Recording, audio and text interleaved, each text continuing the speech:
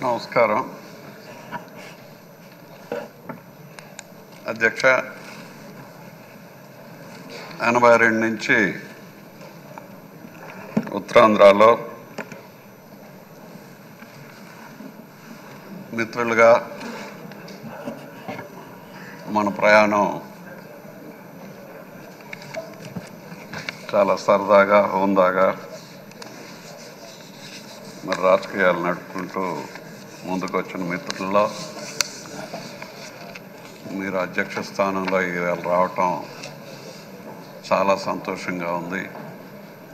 మిమ్మల్ని అభినందిస్తున్నానని చెప్పి నమస్కరిస్తూ, మిత్రుడు ఫారూక్ మాట్లాడాడు.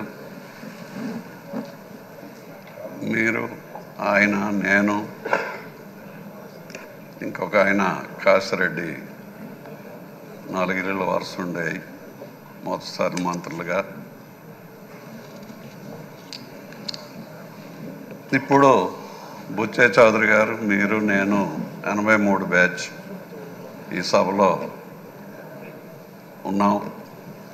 మన తర్వాత బ్యాచ్లో ఫరూక్ అనిపిస్తున్నాడు, 85 బ్యాచ్. ఇంకా తర్వాత వచ్చిన మొత్తం మిక్స్డ్గా 42 ఏళ్ళలో అనేక తరాలు, అనేక పార్టీలకు సంబంధించి అనేక సభలు చూసాం. మొదటి తరంలో ఉండే సభలు, మధ్యలో వచ్చేటటువంటి సభలు, గతంలో వెళ్ళిపోయినటువంటి సభ బయట నుంచి చూసాం. వినలేక, చూడలేక మరి ఆ సభలో జరిగేటటువంటివి ప్రశ్నకు జవాబు ఉంటుంది, కానీ ప్రశ్న మనం ఎప్పుడూ చూడలేదు ఏ సభలో. గత సభలోనే ప్రశ్న వేసే వాళ్ళకి జవాబు ఇవ్వకుండా ప్రశ్నలు వేసేవారు, పర్సనల్గా కించపరిచేవారు.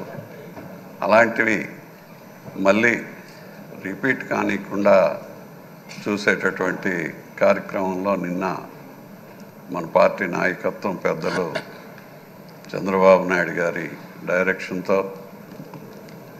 151 మంది ఉండేటటువంటి ఆ సభ 11 మందికి మధ్యలో 5 తీసేస్తే 11 మందితో ప్రజలు పంపించారు.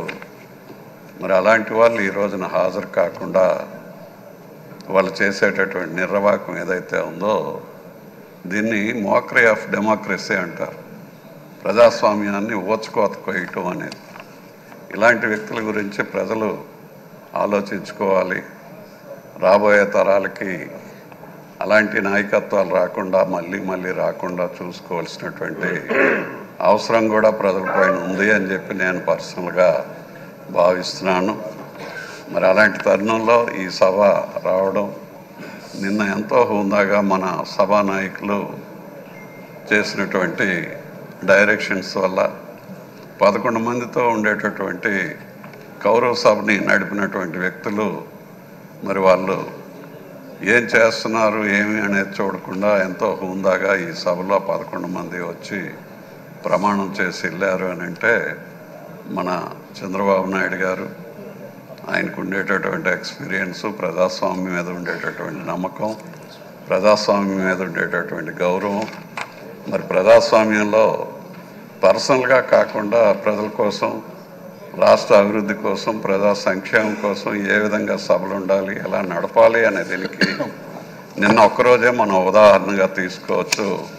అలాంటి వ్యక్తులను ఒక మాట కూడా ఆడకుండా సభ నడిచింది అంటే దీన్ని అదే విధంగా మీరు ఇంకా ముందుకు తీసుకువెళ్ళి ఎంతో హుందాగా నడిపించాలి, నడిపించగలరు అనేటటువంటి నమ్మకం నాకుంది.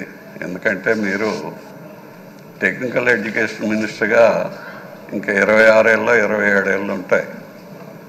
85లో ఒకసారి అప్పుడు ఉండేటటువంటి మహాత్ముడు ఎన్టీఆర్ ముఖ్యమంత్రిగా ఒక తెల్లవారి మీరు వెళ్ళి ఏదో పాలసీ మ్యాటర్లో ఇద్దరు మాట్లాడితే ఇది కాదు బ్రదర్ అంటే, మరి నమ్మకం లేకపోతే నేను రాజీనామా చేస్తాను సార్ అని మీరంటే, రాజీనామా చేస్తావా ఇచ్చేయి అని చెప్పి ఆయన అంటాం.